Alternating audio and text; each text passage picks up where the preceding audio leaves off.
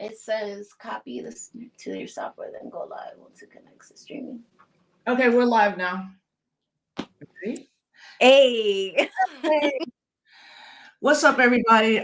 First, I want to thank everybody for really encouraging me to do this show. I've been wanting to do it for a long time. Where, first of all, hi, I'm Rosa Clemente. The name of the show is Hola. Can't Stop Our Blackness. Hola, ¿cómo está? Um, So the purpose for why I wanted to do this show is I've been doing work on Afro Black Latinx identity for almost 30 years. And even to this day, there's not really too many platforms where other Afro Black identified Latinx folks, especially younger folks, there's really nowhere to go right now. So I said, I couldn't wait till everything was perfect and aligned. So I just said, let's do it. And this show is to specifically, every week you're going to see Afro Black Latinx people. Sometimes we may have some Latinx allies who are not Afro Black identified, but we need it, and to see a younger generation in the last, I would say 8 years, and we're seeing an explosion. But what I will say is that when we talk about Afro Black Latinx identity, I am I'm not talking about the food that we eat that's the same, or the drum, or I'm not focused on that, because I think a lot of times that is the focus, as opposed to focusing on us who identify this way, but also because we are in line with the Black radical tradition, right? And this is not a show about colorism. I would, really engage, fam, Dr. Yawa Blay, who is the expert on colorism, and I'm going to have her on in the future. But tonight, so dope to start this show with Melissa Dupre. Hey, girl. Oh my God, I'm honored. I'm beyond honored.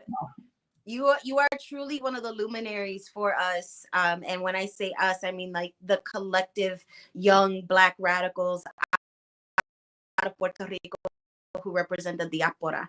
And so just to have someone who really does unapologetically lead the way there, with so many amazing, incredible young people behind it, and aware, like we have this awareness now, and we've got to stop denying it. It's very much out in front and center. And I love that you're so unapologetic about it, and that I get to even say, I was like, this is what I was talking about yesterday. Check out this live. And like, you're steadfast in it. And it's very often dangerous, critical work that you do, because we can risk everything by not going into these normalities. And so I just want to say thank you for being a voice for us, and really starting a whole bunch of movements that you weren't even aware of. So thank you for what.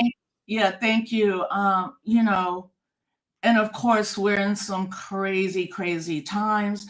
And I also believe it's critically important that we continue to push specifically how we can identify on the census or any type of, forms like that, because we are not counted.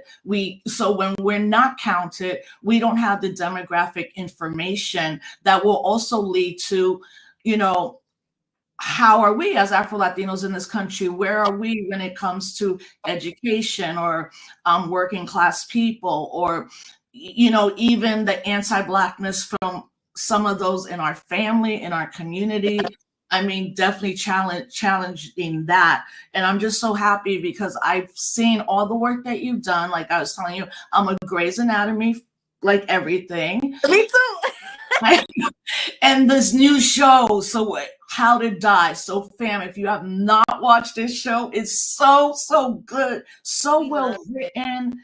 Like, who would have ever thought of having a show where you're focusing in an airport and the folks that work in that airport, which I think is brilliant as well. So let me tell you a little bit about our guest tonight.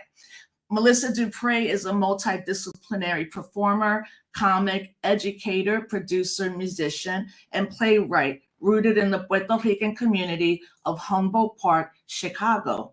She is a critically acclaimed solo artist whose self-produced work spans over a decade. Her 5 full-length solo plays highlights the intersections of diasporic Blackness. I love that. Queerness, healing, liberation, and sexuality.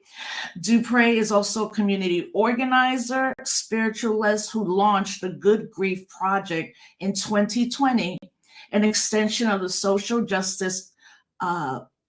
Wait, sorry, folks. I should have printed this. I should have my reading glasses out.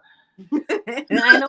I am wrong. Dupre's full-length play Brujaha was digitized as a film by the Urban Theater Company for its world premiere in 2021. She is also a seasoned stand-up comic, which I didn't know until you said it, of 12 years who has performed in Chicago, New York, New Jersey, Philadelphia, and Los Angeles. She's a regular MC of the Fly Honey Show, the Latinx Festival at Navy Pier, was most recently seen as Tamika, a recurring character on How to Die Alone. Dr. Sarah Ortiz for 2 seasons on Grey's Anatomy and on Empire. She has guest starred on The Resident Fox, Chicago PD, and The Chi. Now I have to watch all these new shows.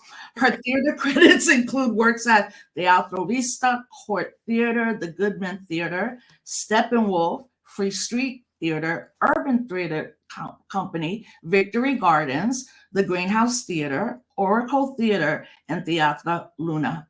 She's an associate of Urban Theater Company, Ensemble, member Teatro Vista, Afro Caribe, a Bombay Plena group, and Dupre also teaches her own perform native curriculum at DePaul University, Randolph College, MFA program, and Bhagavan School for Acting. Girl, wow. It's hard out here to pay those bills. The diasporic part, there's a book called Arturo Schomburg, Diasporic Blackness. Have you seen this book? I haven't. Me too. It's part of my dissertation. I do this sometimes. I'll pull it out because I think this is probably, well, there's not too many books on Schomburg. Oh, you have the hardcover. I have the soft. Yeah. I'm like, I got it. Like, Ay, Dios mío, qué chulería. Me encanta, me encanta. What a pioneer, and what a scholar. And I think that, with Schomburg, there's so much to be said about how we are archived and how we are documented, especially as Black bodies, that we get to go back to his work time and time again, and that he actually pioneered this work, because Melissa, they would have forgotten histories. Now my printer wants to work. Yeah. What were you trying to? Oh, the bio. You were trying to put the bio. Yeah. Now I turn it off. Go ahead. You were talking about Schomburg and how he has also informed and inspired you. Right. Well, I mean, I got introduced to Schomburg when, it was roughly after I read War Against Puerto Ricans, and just dove into all of our scholarly work, even going, I had met Doctora Marta Morena Vega, and I'd met her in Harlem in a chat, in a room at the Cultural Center, where we were talking about what it means to be Black in our Caribbean culture. And we were also talking about spiritualism. I'm 8 years initiated in the practice of Lukumi, and she's a santera. And so we're constantly talking about how many of our intersections have to be left behind at any given time.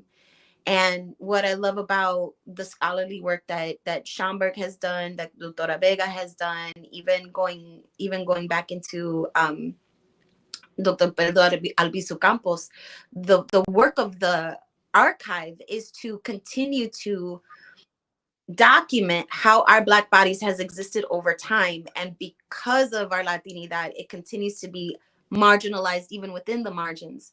And so, Schomburg for me is one of those pioneers where, thank God, they've gone through the work and actually traced back through time where we have existed, or else we would have been completely erased in our history would continue to only start at slavery. Yeah. So just because I see Matt, people just joined us again. This show is Can't Stop Our Blackness. That's the name of my dissertation. As I was talking to Melissa before we came on, it's been so great to see an explosion of specifically work that you dedicate yourself to.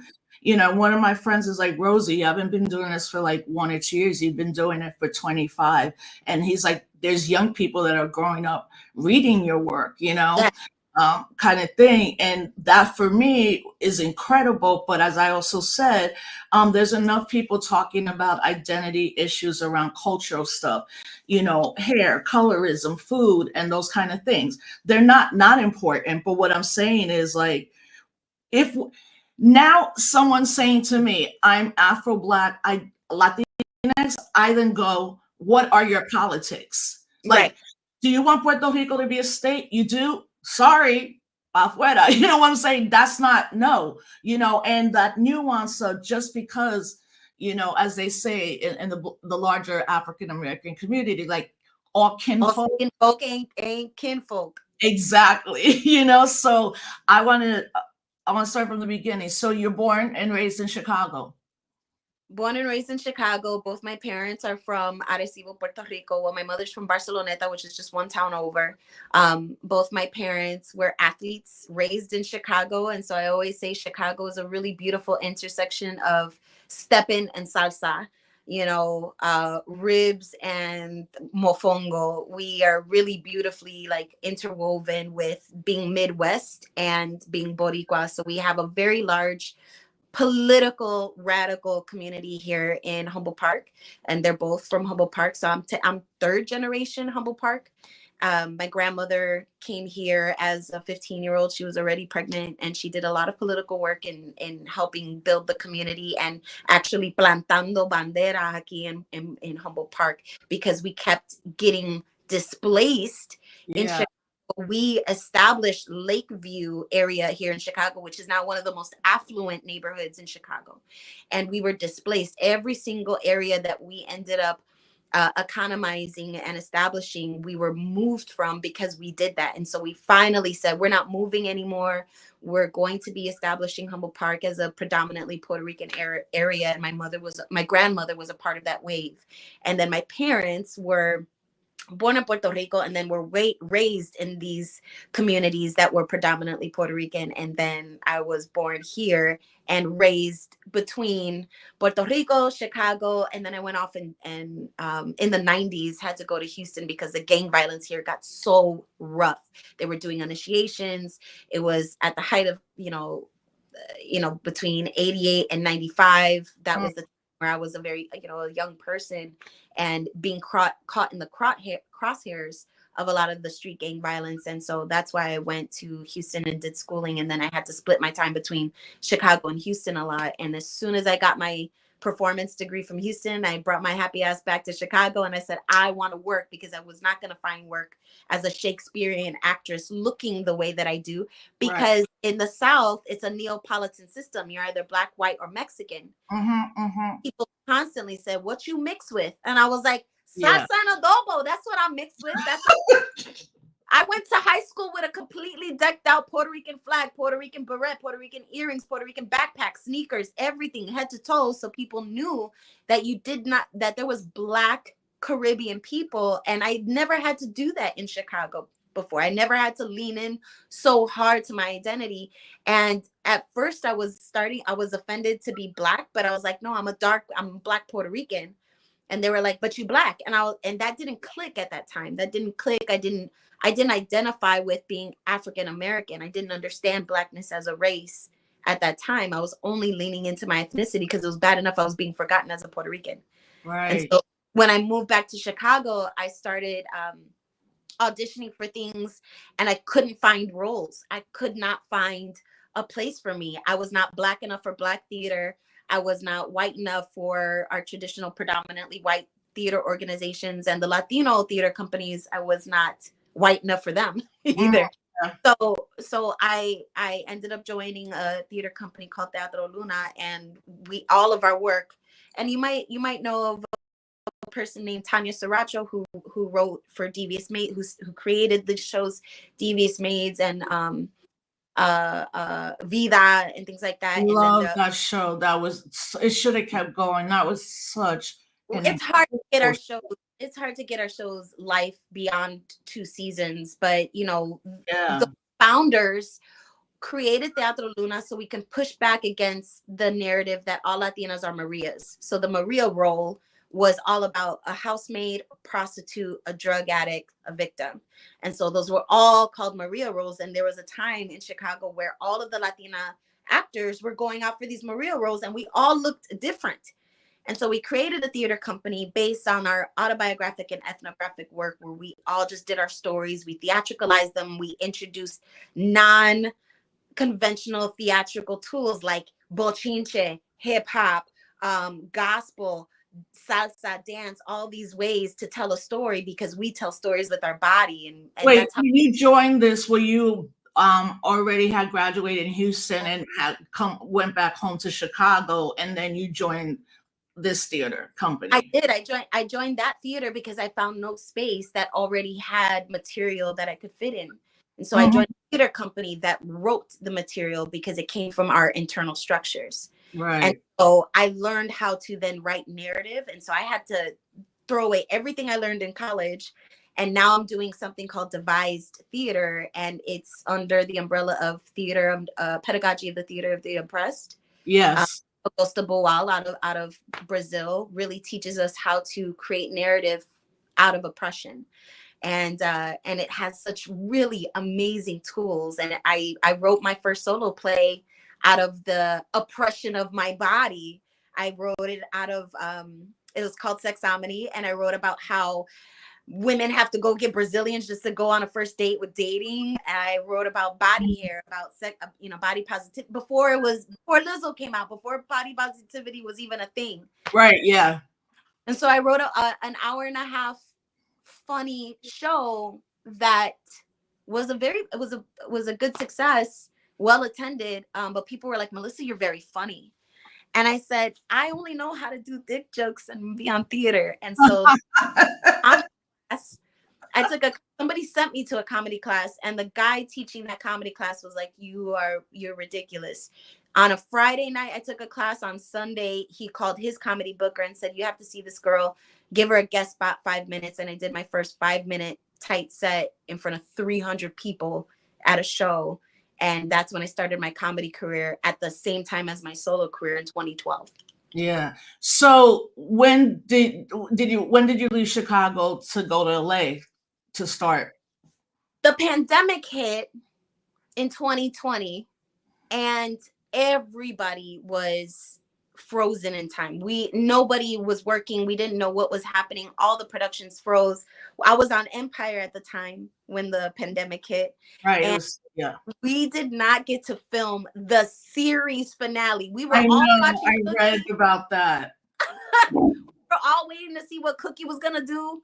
I had somehow turned my one line unnamed character into an 8-episode recurring character because I showed them that you could have Black people on there who were also Latina. And that's a really cool story that I teach my students, is that if you bring your authenticity in, then they don't know what they're looking for. The writers start writing for you. And that's what happened. They started writing for me. I stayed on that show for that remaining season, but we never got to film our final episode. So everything just stopped. So, I don't know if folks know, but Carlito Rodriguez, at that point, was he the now full director of the show or the head writer?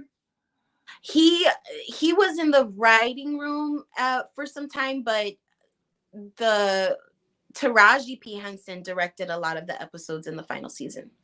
Gabourey Sidibe also directed a lot of, and who I worked with directly, I played her assistant. She also directed. So the Black women took over directing that show. That's dope. No, yeah. Nobody really knew that. So Carlito goes way back, obviously, in hip hop culture, and then to see his career has been dope, because knowing him from New York City and our hip hop like activism days, he would always talk about like representation and how that's so important, But so I mean. So you didn't, Empire ends, the pandemic still, did you stay in LA for a while still? I never went to LA up until this point. I was working. Oh, you didn't go to Empire filmed in Chicago. Oh, that's right. Oh, see, right. Empire Elpire filmed in Chicago, and I finally got it. Everybody I had known had gotten it, and finally on the 8th season, after Jussie Smollett, incident here, I finally got it. And so then the pandemic hit, everything froze. So around August, September, that's when auditions started coming back in and self tapes, and no one went into an office. Everybody just taped it like this, like I'm talking to you here. Yeah. This is what the audition process got. And I got the Grey's Anatomy audition in my inbox. I don't know how I got it, because they do not, you have to be a local hire. You have to be in LA in order to audition for these shows. They don't pay for you to fly out. They don't pay for you to be there. You have to be an LA person. Got it. I truly believe that my mother and I, who watched from day one Grey's Anatomy and then Private Practice, we watched every single Thursday Shondalandia, and that was our date for years, all the way up until college. My mother passed away 8 years ago. Mm. And when she passed away, I couldn't bear to watch the show anymore. Right. I couldn't. There was no way. And then somehow I got this audition. And then somehow I sent the tape on a Wednesday night. I got booked Friday. No callback, no director session, no can we see you live. I got booked for the job.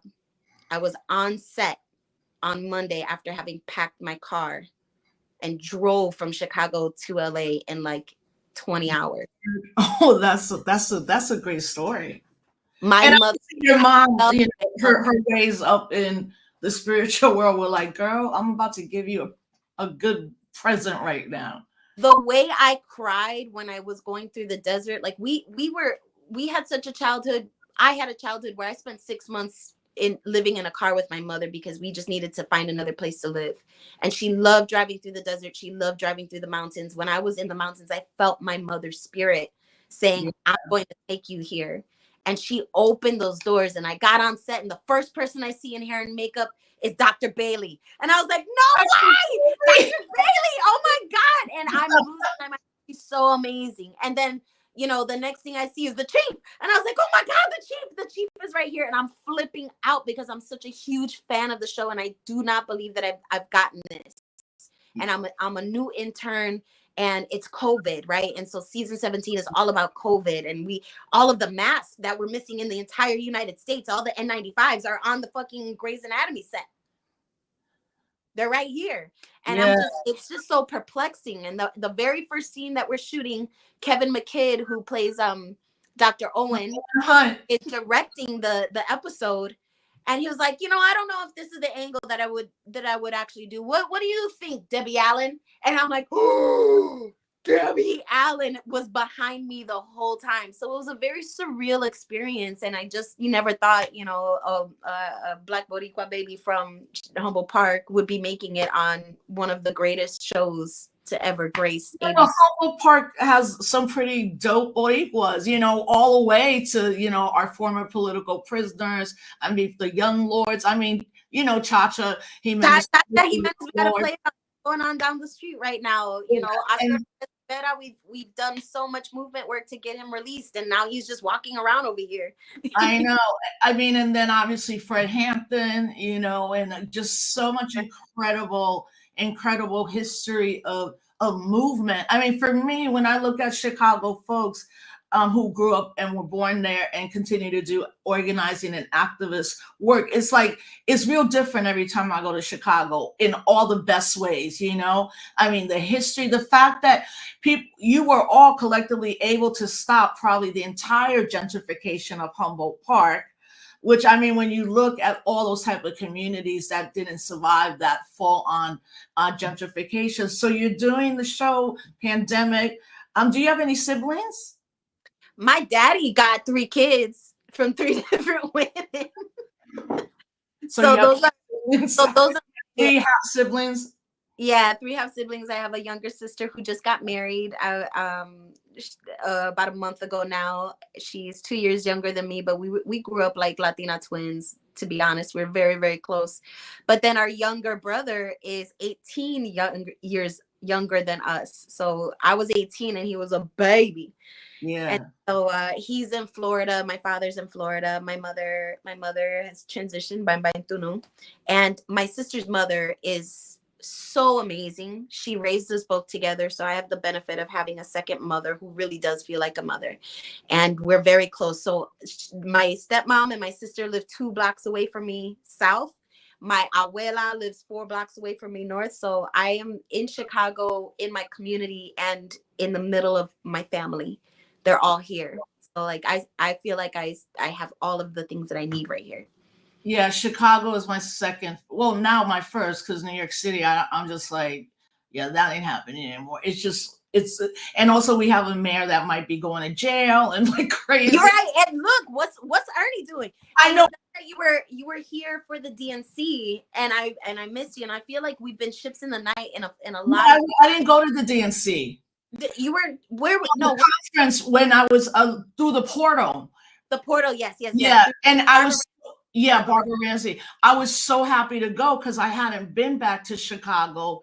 And then one of my dear friends, Sense Hernandez, who's a director, camera person, he was the one that went to Puerto Rico, after Puerto Rico on the map. Me and him have been tight since then.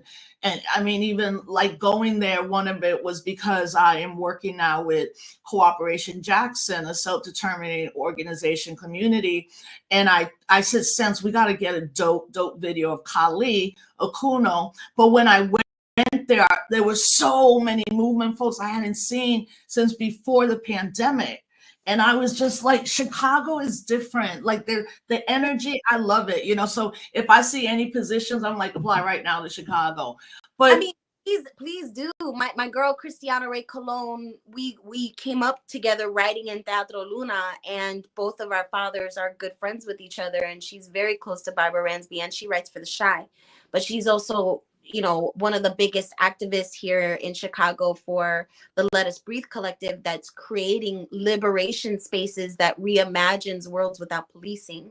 And so a bulk of my own, like, people know me, Melissa Dupre, as an actor, but my work here in Chicago is around liberation. So, but it's funny because as Puerto Ricans, we often split our activism between our communities. What we do for Puerto Rican liberation feels disconnected what we're doing with Black liberation here in Chicago. And it's like, we don't understand. It's so fucking woven and interconnected. Yeah. But in Chicago, I often feel like I have to split myself, and we're not as cohesive as much as Puerto Ricans are with Palestine, as much as Black people are with Palestine. But Puerto Ricans and Black movements don't often intersect, except for the spaces that we actively and intentionally create. You know what? I know I've always known that about Chicago, and then coming out of New York City, there's almost no daylight between African American, Puerto Ricans, Caribbean folks. And I wonder if that, also probably speaks to the decades of also political corruption in the city of Chicago. I mean, talk about, so how did you become, well, obviously you grew up in it. Was there a moment where you're like, yeah, I'm going to be an activist, like that's never going to go away? Well, but just to go back to your thought real quick, here in Chicago, the reason for it is redlining. So like our city is inherently segregated, whereas in Harlem, well, not anymore. We're done. Right. Well, it's done. Black men will talk Spanish to me fluently. I was like, yo me voy a bajar los panties aquí. Like, absolutely, it's so interwoven and interconnected that Black men speak Spanish fluently, and Puerto Ricans and Dominicans are inherently Black. So like there's just an overlay here. It's definitely segregated, and we experience that through purposeful divestment and purposeful redlining that has been part of our Chicago history, yes, politically, for generations. And I have a lot of experience and a lot of history knowledge around how Puerto Ricans also buy into that their affluency and their wealth is directly tied to the police and then being racist against Black people. So there is a strong divide here, and I think that my call to action in Chicago is to continue to erase those barriers that make us believe that our struggles are not interconnected through white supremacy, oppression, and capitalism. You know what? And it has to be purposeful, because again, once Chacha transformed the Young Lords into an organization, his comrade was Fred Hampton, and then Right. Fred creates the Rainbow Coalition, which to me makes sense why there has been purposeful, the United States not only assassinating Fred, but really playing into the tropes that particularly African American and Puerto Rican people don't have a shared history. But before I forget, I wanted to ask you, when Laquan McDonald was shot, were you in Chicago? Yeah. So what did that mean for you, personally, and probably people? And then when the footage came out, because I think that was another jump start of like, they keep doing this, and this time they're not going to get away with it. So the overall messaging around that moment in our movement work was 16 shots and a cover up, right? And so it's important to frame that it was 16 shots and then a cover up. Yeah. And then the intentional lack of accountability by CPD, because we had a mayor at that time who was deeply embedded and invested in keeping CPD a stronghold power against the youth. This is also a mayor that, in the height of the riots, in the height of the demonstrations after Mike Brown and after Laquan McDonald, raised the bridges of our city and trapped thousands of youth in the city to be encased around an entrapment of police.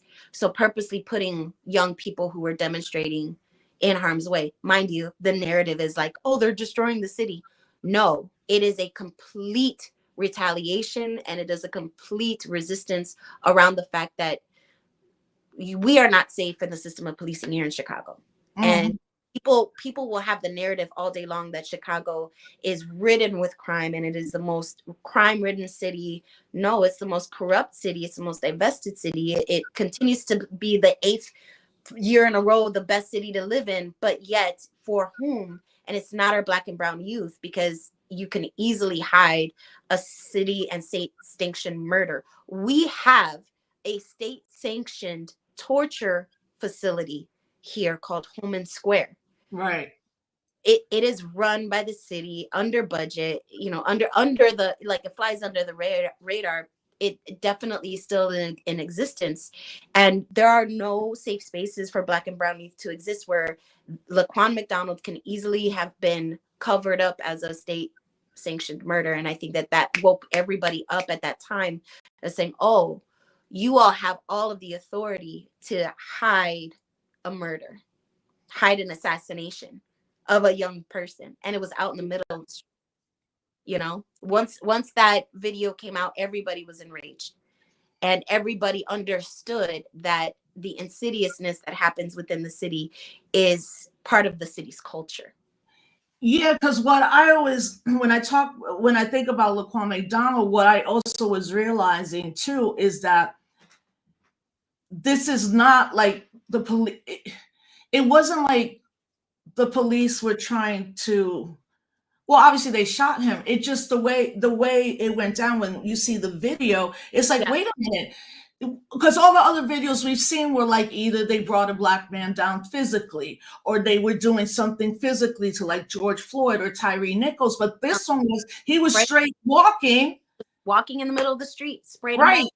So you can't use like, well, we detained him and then he tried to do this and we have to pull the taser out. It was a straight assassination. That mayor. But look, you went from that mayor to Lori Lightfoot. What is, like, tell me about that when being mayor and living under her. Was it people truly disappointed and like, what the hell? We got this Black woman who's gay maybe just No, we knew she was part of the police. We knew she was an op from the start. You know, we understood that, you know, not a lot of people, I mean, no one in resistance were voted for Lori.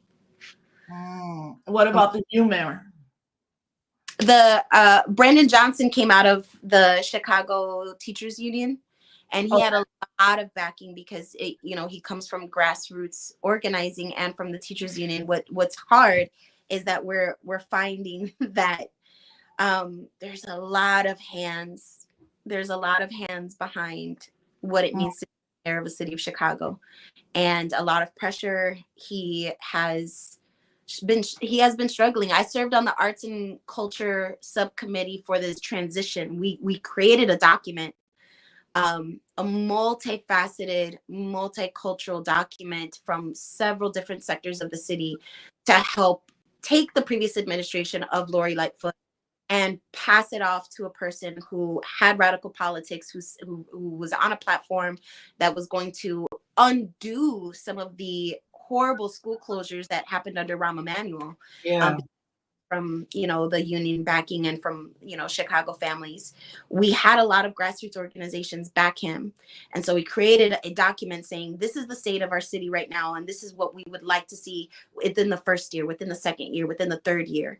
And you know, like many public officials, we think that they're in servitude of their constituency when they're truly in servitude of the powers that be that keep them there. And so there's a constant battle between making sure that he has the right people inside of his administration. And he does. His chief of staff is Dr. Cristina Pensioni Zayas, who is part of our community. We believe in the women that are in place, in position, that will be pipelined for to better serve our city. And so we always just think about our mayors, just like your mayor is like one chapter at a time. What can they chip off during the time that they're there? I mean, and thinking about that, we are increasingly having cities have a Black mayor, a Latino mayor, but why does it matter? Like right now in New York City, so fam, I live in upstate New York, Albany, New York, for those that watches. Yeah. You know, out in New York City. But we now have the most Black and brown. We got a lot of our people in our mayors of cities, and literally nothing has changed. The police have become more brutal. But what it is that I see is, I think Black and Latino elected officials at that level sometimes think they can get away with what white people at that level are doing. So when you look at what's going on in New York City, it's not just Adams. It's 20 people, and 2 are white women, and the rest are Black and Latino. The commissioner, of the police, like, dude, you're indicted. The chancellor of education, you're indicted. Adams, everything. And it always then will give people an excuse like, well, we let it try to be run by Black people, but this is what they did, so we're never going to vote. But I think it becomes super disappointing to, you know, a younger generation too, thinking like, yo, we got you in here and you're worse off. And how do you negotiate when your people are the ones that are working on behalf of the system? But this is what it affirms to me, and this is what I've always said about white women. You know, white women don't want feminism; they want to be white men, right? And so, when it comes to governments, when we have people of color putting themselves in government positions like this, it's not necessarily to deconstruct the system of governance. You're literally putting Black and brown bodies in the same power structures that were not meant to liberate anyone. And so, of course, you're going to propagate the same patterns. Of course, you're going to continue to, you know, it's just changing race. And until you stop putting those people into those structures that were never built to actually have liberation in mind, you're just going to continue to propel the same ideologies, right? In our city right now, we have the most young Black and brown people in positions of alderpersons. And so I believe that at the alderpersons level, the local level, that's where things get done.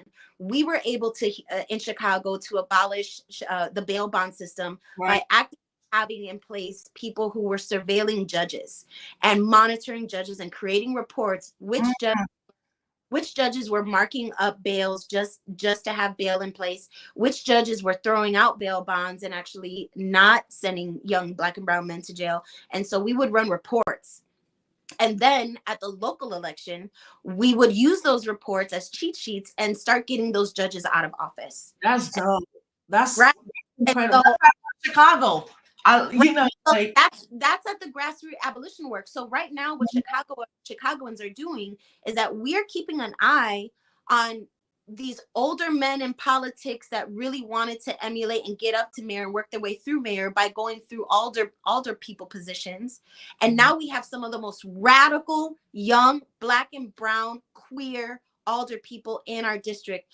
Jessie Fuentes from the 26th ward, which is our Humboldt Park ward. She's born and raised here. She's been a radical revolutionary in Humboldt Park, helped get Oscar Lopez Rivera out for years and years of movement work. She is in our position, and she is in the alderperson position, and she is actively fighting for housing for Puerto Ricans, so that way they maintain our housing. And so there's just there's different levels of what I think positionality and their constituency and what their service is. And at the alderman, at the local level, I believe in my local government. I believe in my local government because they're the people that have the most direct impact in my life. Yeah. It's interesting because I think that's where Oakland is now too. Yeah. Obviously gentrified, but still, like Humboldt Park, still have a big part of, that is for the people. What does it mean for us to talk to our local, elected officials? Obviously, we have national elections, but that's why, like, I've always seen Oakland and Chicago as y'all do very strategic things and y'all stay to that strategy.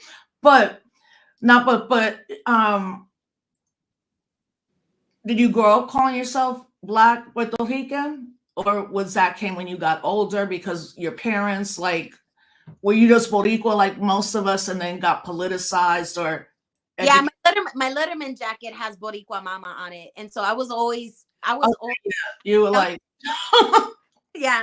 At a younger age, the first wave of awareness for me was to say Boricua over Puerto Rican. And I instinctually knew that saying Boricua meant something different. Right. And it wasn't until later where I really understood, like, our native culture, our indigenous culture, and really claiming indigeneity and saying this is the name of my native land. I'm a Boricua. Right. And so I was identifying as Boricua first before. Melissa, because I want people watching us. So for folks that don't know, the original name of the island of Puerto Rico was Boricua. Right, that was what the indigenous name. And then so people always like, why do y'all call yourselves Boricua? And it's like, because that's who we are. But as well, and it's interesting because here where I live, there's a memorial for certain wars, right? And they got the names chiseled in. And when you go to see Puerto Rico, it's Porto, Porto, and people be like, what does that mean? And I'm like, port of riches. That's what the colonizers called Puerto Rico, a port of riches, which obviously that's why they colonized us and invaded our homeland. But it goes also to the fact, like, people will always ask, why are y'all always like repping your flag? And like, because I'm the same, Puerto Rico, my dad's the same, everything. Like, look at all these flags. I know. I'm like, I got mad flags, if y'all can see. But part of that fam is also because for about 17 years you couldn't fly the Puerto Rican flag because of a law. And it's like, that's why we're like, hey, you're never gonna take this away from us. We know who we are. Well, and it's so interesting that you say this, because I know all of this and I know how hard I fight, and I constantly struggle going into the Hollywood, like growing deeper into the platform of Hollywood, where, honey, like, not even the Latinas in Hollywood really have this understanding, and they've been forced to be silent about it, and now they're just getting the ability to have a platform. Gina Torres, who really had to hide her identity for a long time, is now being able to be super proud and unapologetic. We have a lot of Latinas who had to forcibly be silent about their identity because it makes Hollywood uncomfortable. And I think that now, in the same vein of colonialism, um, you know, there was a lot of shifting and a lot of erasure and a lot of let's call it this instead of its given name.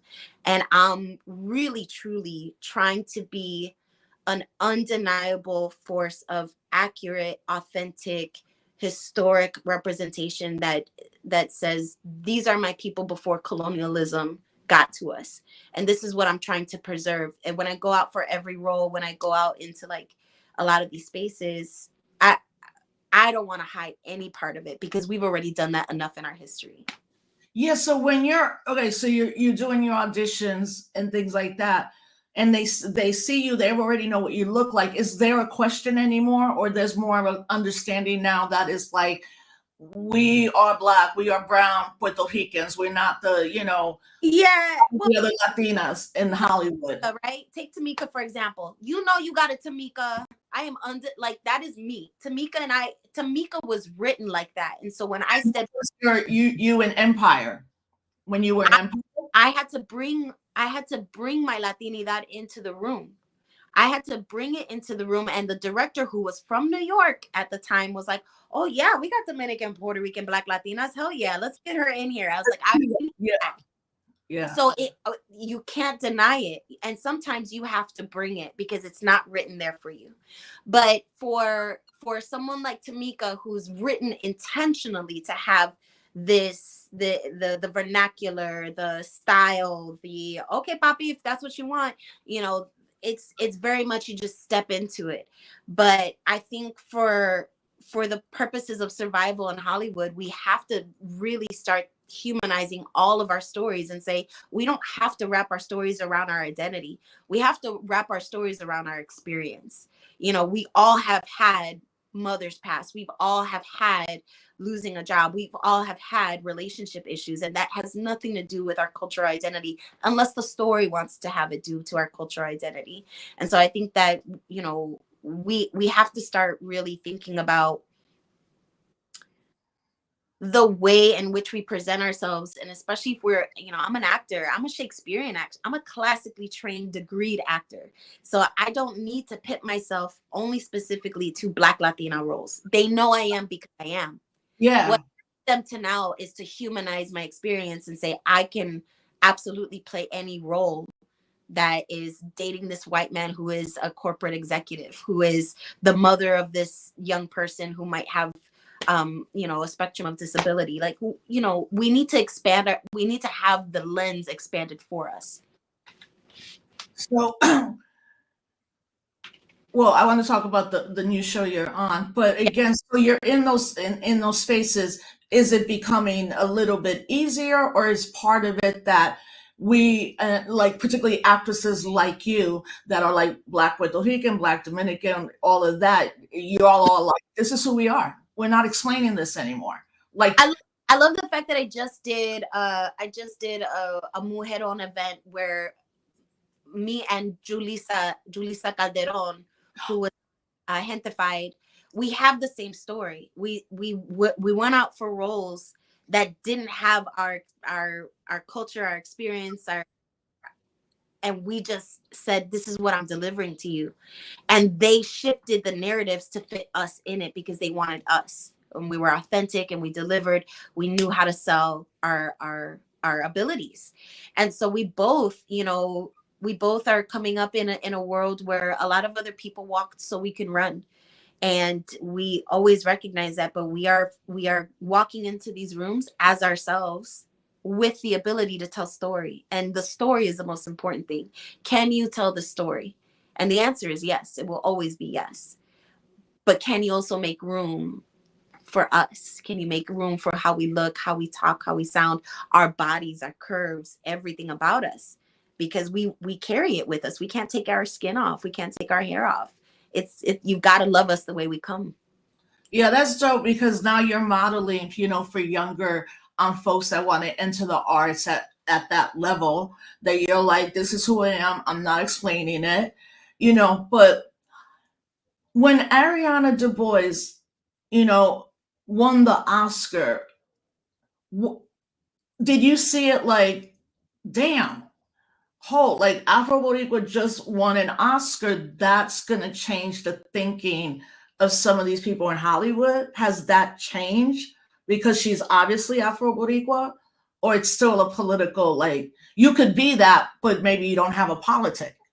Well, the first thought I said was, fuck, she beat me. At first I was like, damn it, and she's queer like me too, so she was Afro Latina. I was supposed to be the one. And you know, people know I have strong feelings. We never need to produce West Side Story. Oh God, again. And I have strong feelings about it. Like we don't need to produce the things that continue to lean into our tropes. And so that's the first thing. I was like, God, you know, I was like, for West Side Story, and then she's Black, Latina, and queer. I'm like, damn it, you know. Right. I did fail to mention that she's queer. Yes. Yeah. And then I was like, good. Now I'm free just to do the work. Yes. Now it has to have that pressure to do it, no matter no matter which way I need to get in. Now I could just do the acting and get in the door and just nail it. So I do something like Tamika, which is inherently Boricua and Black, but then I just booked a role. I just wrapped on a movie where I play a secretary and my identity has nothing to do with it. I don't even lean into my accent that I have, a Chicago Boricua accent. I don't lean into it. I'm just someone's secretary to the lead, and it's a big supporting role. And that for me is the work, right? I do the work because I know I can execute a role. Ariana is a beast. She is a triple, quadruple threat. Yeah. And she got in to that. She broke into a highly exclusive, highly coveted position. And now she's free to just do work, to just do the thing, do her art. And I think that's what she did for me, is she liberated me from the pressure of having to do that. It was like, now she got it. She opened the door so I don't have to worry about anything. Yeah, I mean, I've never met her particularly, but I also think that you and then Ada Rodriguez is like, what, 5 years ago, I wouldn't have even seen y'all. Where even though y'all been doing the work for like Ada and you probably for over 20 years, you know, kind of thing. It's almost, and I think it's good. I think representation is important, but your politics are critically important. Your analysis, you know. And what we will not fold over. And Ida is another one who's I've talked to her many times, and we're in the box, and I watch her, and she's just like, I'm not gonna play y'all's game, and that it's just so refreshing, and I just feel so relieved that I don't have to be alone. And she's like, I'm not gonna play y'all's game. I'm not gonna bend for this. I'm not gonna bend for you. I won't silence myself. I won't hush myself, because at the end of the day, we have to be okay with ourselves when we go to bed at night. Did I just make my ancestors disappointed? Did I just negate my own spirit? Because when you start negating your spirit, when you start compromising your integrity, you are messing with your own ache. You're messing with your own divinity. You're messing with the reason why you're put on this planet and your purpose. When you start bending to the will of someone else's direction, you can't do that. And Ida is purposeful about her craft, about her comedy, and you watch her stand up, and it's just like she's just up there talking real, you know. She's talking. And also, she has been also very clear that she is not accepted in the broader Latina community in Hollywood, and that it's Black, particularly African American people, that have helped her in all the ways in her career. You know, she talks about not Taraji P. Henson. I'm gonna forget the sister's name, Tiffany Haddish. You know, she's been super clear about that. So this new role that you're in, this new show, how to die alone. Yeah. Tell them about this. You have everybody, please watch this show. We need a season 2. You can't have watched that 8th episode and think we're gonna not have a season 2.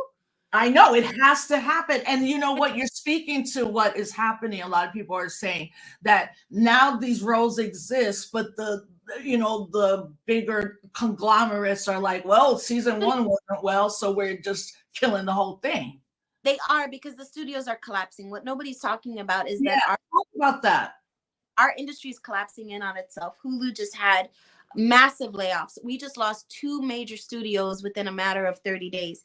People are not there's a global war happening right now, and I don't need people to be looking at what Hollywood is doing. I need to be looking at what we're doing to survive. But I think the industry is taking advantage of the fact that there's so much chaos going around that they're not talking about the fact that there's not a lot of work to be had. Actors are starving. Celebrities are looking for commercials. Celebrities are doing endorsements, sponsorship, side hustles, because the work is not there right now. We do not have any buying power as we did even 2 years ago. All of our studios and production companies are either focused on a Marvel movie, a Marvel series, a Spider-Man series, a Penguin series, all of these things. They're focusing on what is sellable. And that's what's sellable. And that's why so many filmmakers are upset that we're not making small $10 million movies. We're making $1 or $2 billion movies and expecting that to recoup and ride the wave. We've taken the art out of it. And so our whole entire industry is at such a frail position that we need shows like this that we align with. Like, I can see myself in Natasha Rothwell. She spent 8 years creating this. It took 8 years to create. There's only 8 episodes, and y'all drink it up in a sitting. So we had to stagger the episodes and release them slowly, so that way the numbers have to stretch. So we have to keep telling people, if you haven't seen it, please watch it. We only get 2 months to capture the data of how we can make a case to make the show survive. A lot of our shows are canceling by an incredible rate because we binge it and leave it, and we don't talk about it. We don't pass it on, and it's a really what's it called, disposable culture now with streaming. That's you consume it in a day. It took years to make. We can't keep up. Well, I hope everybody, I mean, what I find great is it's not about drug addiction, being a maid. I'm like, it's so different than anything I've seen, and that most everybody in it is people of color, as well. And just showing, for those who haven't, you got to watch it, because I think a lot of us that travel a lot and our airport experiences, but especially at JFK. Well, we never know about like what the workers are experiencing, because even though it's an airport, it's like a community of workers and your friends and all that stuff. But in the pilot episode, one of my favorite lines is, "We work at the airport. We're invisible to everybody." No, and I started thinking, like, I should say, I always thank you to anybody, but I was like, it's an entire community within a building. The show is for people, and I will say it, about the show itself. The show is for people who can recognize when they've been doing their own work. Like, you can tell Natasha really has sat with her therapist and called herself out on her stuff and saying, what is keeping me from living my best life? And I think a lot of people who are now in the modality of self-awareness and therapy and having girlfriends and guy friends who are helping hold each other accountable, you're gonna see those relationships in this series, because that's where we are right now in our collective consciousness. We are working on ourselves, and we're saying, you know what, I don't need to find someone else to save me. I got to figure out how to save myself. I have to learn how to be the love of my life. I have to learn how to do what makes me happy and not do things because I want to get the boy, or like look good, or be sexy, or be desired. I have to desire myself. And I think that the show really speaks to the journey of self-discovery, self-acceptance, self-love, and then holding yourself accountable. Yeah, it has to have a second season, because that last episode, I was like, what? Sure. I was like, all right. So this is, as we begin to wrap up, I want to pivot back to the politics. So, of course, like, we all are seeing this horrific annihilation in Gaza, wondering, of course, your thoughts, because what I was I've been feeling like completely useless and helpless, right? Like it's thousands of miles away. But Yeah. what are what are your thoughts, how about what's happening? So, what really has struck me is that it's been a whole year. I know.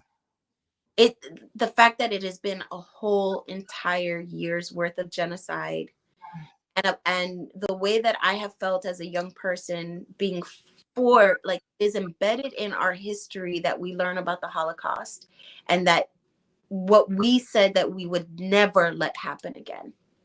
And the way that I have always felt reading about it, and how I said I would never, what would I have done in those positions? And now that we can see it happening in our face, I have no idea how we got here as a society, as a people, where we can only do so much from this side of the camera, right? We're demonstrating, we're filling the streets in massive amount of numbers. We are collectively saying ceasefire.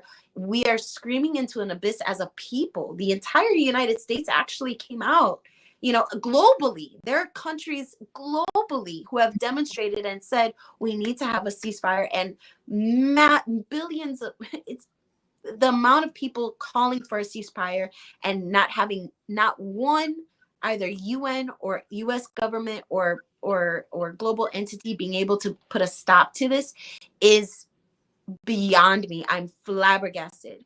And what I'm now seeing is the way that Israel has been retaliating other countries, and what has been sparking in Lebanon, and what has been sparking in Iran, and kind of like the negotiating standards of where US would intervene as long as they don't touch the gas, as long as they don't mess with the oil. Yeah, that's literally what it's coming down to.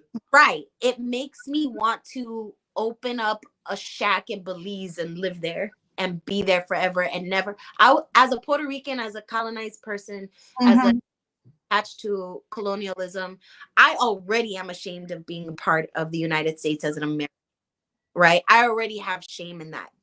The entire Self global, American when you identify? I don't think so. But do you? Okay, yeah, like, we don't do that.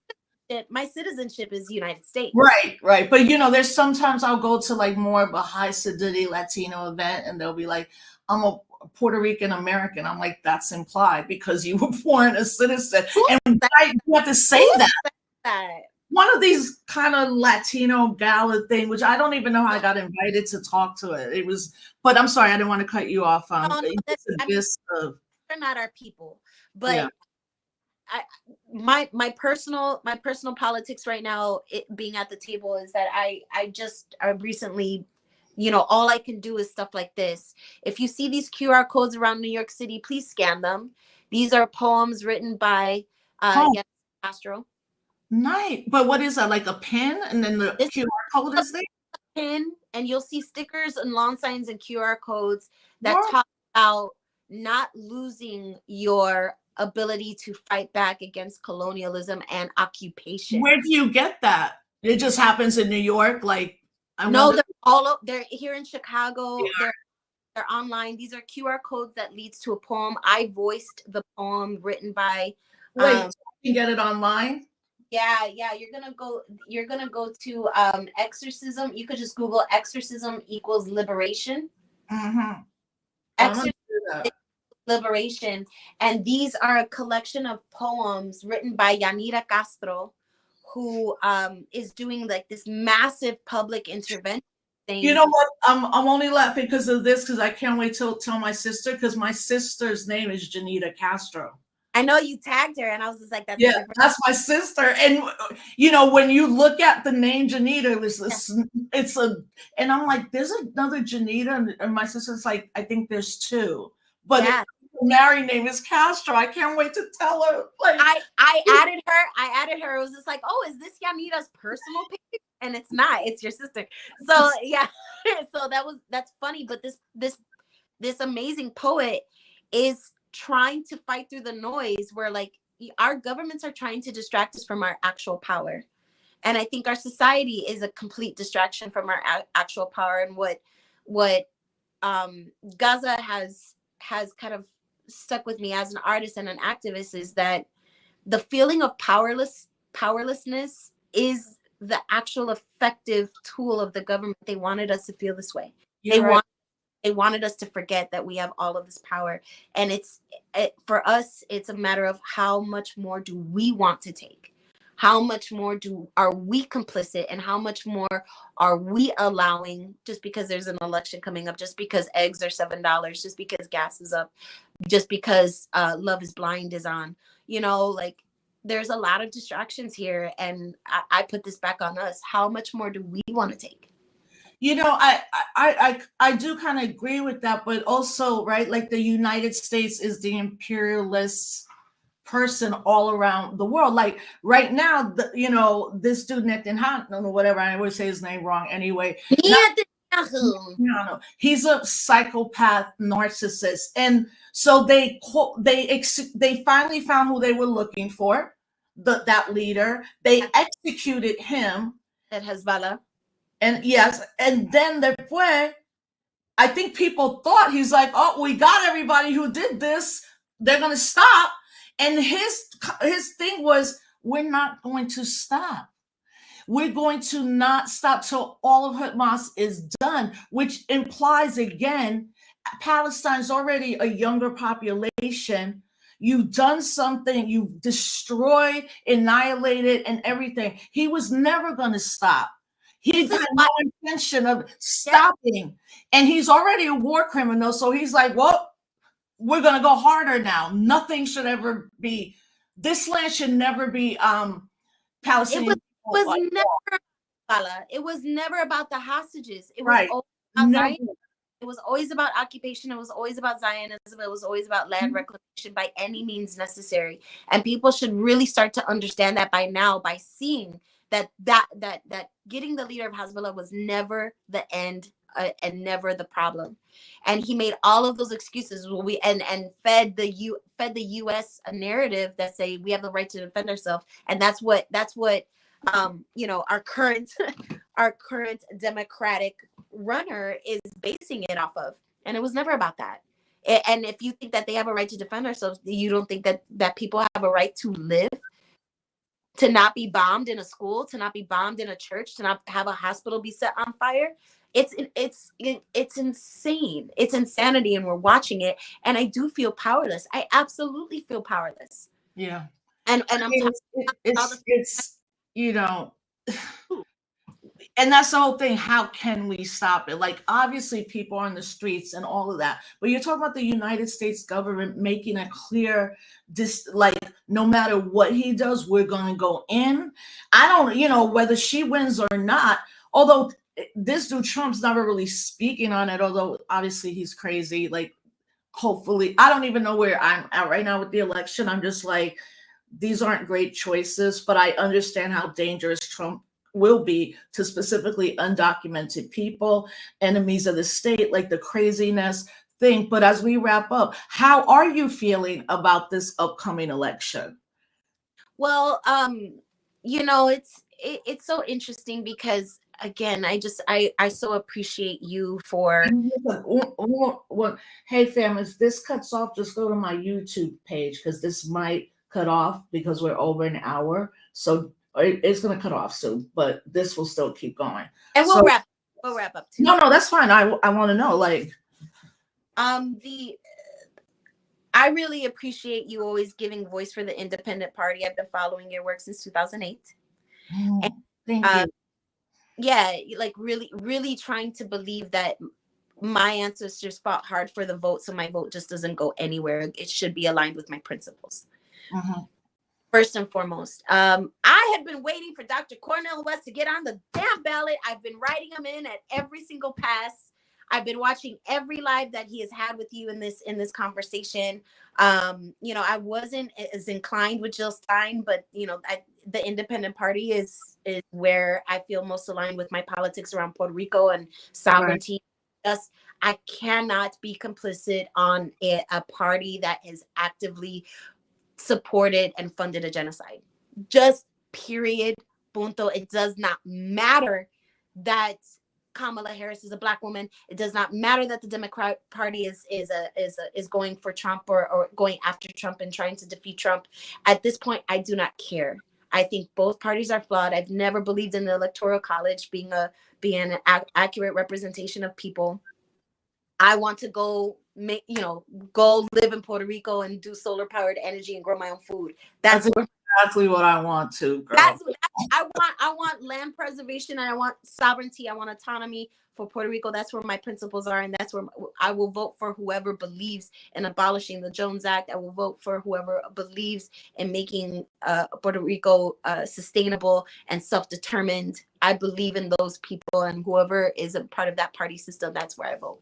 Yeah, and that's for me as well. I'm like, because we're seeing, maybe you've seen this too, but I have good friends that have, as my friend of mine, her name is Yasmin Hernandez, incredible artist, like just incredible person.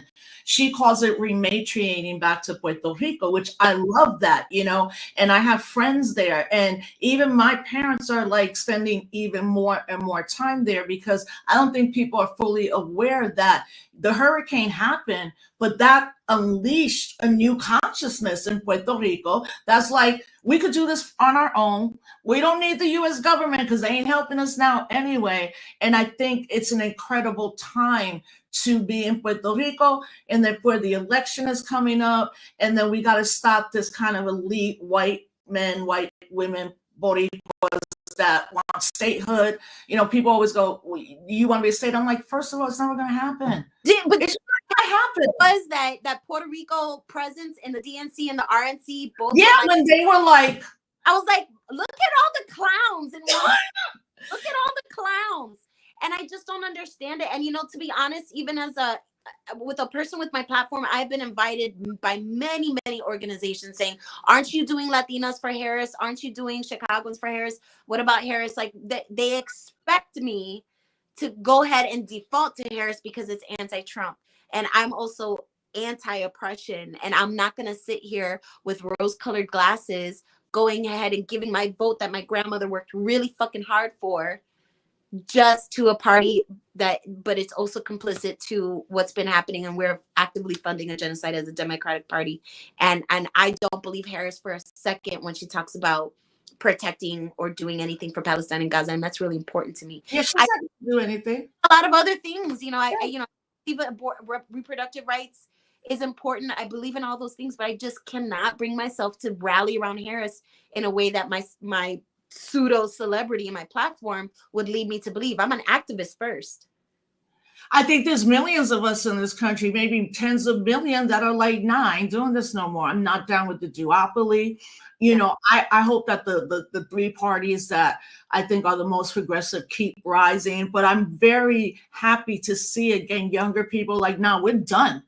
Yeah. Like that we keep believing in y'all, we keep trying, you keep doing this. I mean, even her saying she wants a Republican in her cabinet. Why? I mean, like, why would you ever want to sit down with the enemy? But at the end of the day, that's just an elite 1% that, and they're coming out the Latinos, they're saying that if she loses, it's going to be Latinos' fault, it's going to be Black men's fault, as opposed to being like, it's going to be your fault. Because even on some political expedient behavior, why won't you say ceasefire? Right. But, they're not going to. So, we can talk all day. I know. I'm going to bring you on. You need your own podcast too. But Beto, before, as we begin to wrap, so what does the future look like for you? And let me say 3 years from now. Okay, 3 years from now, I will be show running and starring in my own show that centers destigmatizing the Orishas and really talking about healing from an African spirituality point of view. And I really want to lean into that. And that's where I think a lot of our healing is when we go back into decolonizing our spirituality. Wait, can you tell folks what is your spirituality? Yeah. A lot of people don't know that, but if you can explain. Well, in the Caribbean, in Cuba and in Puerto Rico, the enslaved Africans brought with them different sects of the Yoruba, which comes from Nigeria, the African spirituality tradition of honoring orishas, which are human governing bodies of different elements of the world. And we also have elements of God in there. We have Olofin, we have Orunmila divinators, and we have Olodumare, which is like the being that keeps everything in the universe connected. So there's a lot of spiritualities and religions that have existed that have actually stemmed from translations of the African Yoruba religion. And so if you think about Catholicism and all the saints, they are truly translations of African deities. And so I as a person who's actively decolonizing almost everything in my life, I have gone into the Yoruba tradition as a priestess. I've initiated, and I really feel like our divinity revolves around how much we're willing to recognize and accept our true calling and our true like roots through Africa and through that spirituality. And it really does open up a lot of morality, right? Like it recognizes are humans, and they're not these they're not trying to emulate Christ. They're trying to emulate the God within, right? And also recognizing that all of these deities have had human behaviors, and we've learned from them, and we pass down lessons so that way you can find your true divine path of why you're here on this planet. And it's to be a good human and to fill your purpose. We all have a lot of gifts. And so a show that I want to write and the show that I want to produce will grapple with people trying to find the most divine portions of themselves. That's beautiful. Yeah, we need to text each other every day until the election, and then like I got to get back to Chicago. I will send memes, but I will figure out how to get you back here. I will find the communities that needs your scholarly work here. And we have a play called Chicago Lores right now that is about Chacha Jimenez. I just found that. I know. I was like, I need to text Chacha's daughter, but I was telling Fred, I was like, yo, did you see this? Fred Hampton. Pero yeah, well, first and foremost, thank you for being my first guest with the premiere of Can't Stop Our Blackness. I'm so appreciative, and I'm so happy to see, not only you, absolutely unapologetically a Black Puerto Rican, but your politics too are on point. I'm about to send this link to Maita, which means very soon she's going to be like, oh, okay. How do I met her. We finally met. I mean, like, well, you got to be on one of the Zooms and things, because you're obviously going to reach an audience of artists, and younger people who are really following your work. And fam, please watch How to Die Alone so it could come back a second season. Melissa Dupre, thank you so much. Thank you for your time, for your work, thank you for your life. And we're so glad that you're here, so thank you again. Thank you for inviting me, and thank you for the work that you do. You continue to inspire me every day, and just the ability that my artistry has led me to this room. Path like I would have never, and I'm just so grateful. And we are going to see each other very soon. Very soon, yeah. We might be doing some things to shake up some things. But let's go. As Ada would say, let's go. All right, so like I said, let's just keep talking, and if everything you're doing, you're going to come on again, maybe right after the election. I'm thinking about having a roundtable, with people in different cities, not necessarily like New York or Cali, but I think I'm gonna do that. So, okay, well, cuídate, abrazos y besos, and we'll see you soon. Oh, and send me the link so I could get the pin. I will. Okay. Muchas gracias. Thank you. Hey, everybody. We'll be back next Thursday with this show, but Tuesdays and Wednesdays is Disrupt the Chaos. And, please just share this. These are the type of conversations we need to be having, like critical, analytical, and also you can find a lot of joy. Like, being political doesn't mean you don't have joy. It means that you're happy, but you're going to keep doing, the work. Okay. Bye-bye. Bye. Hey, everybody. Thank you for joining us. Share it. All right. We'll talk soon. Bye-bye. Bye, sis.